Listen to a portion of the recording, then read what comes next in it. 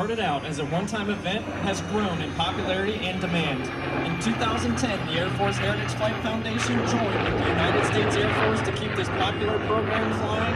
And now, Heritage flights are performed at air shows and special events in the United States and around the world.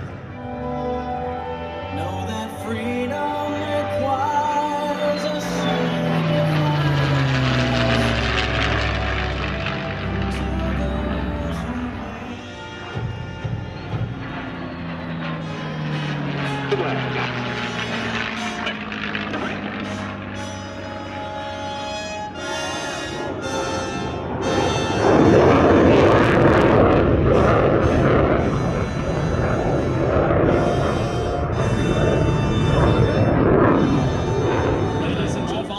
Air Force, we hope our performance has inspired you to serve your country alongside the professional men and women you see here in action today, either flying in the cockpit of an F-16 or on the ground guaranteeing its readiness to fight.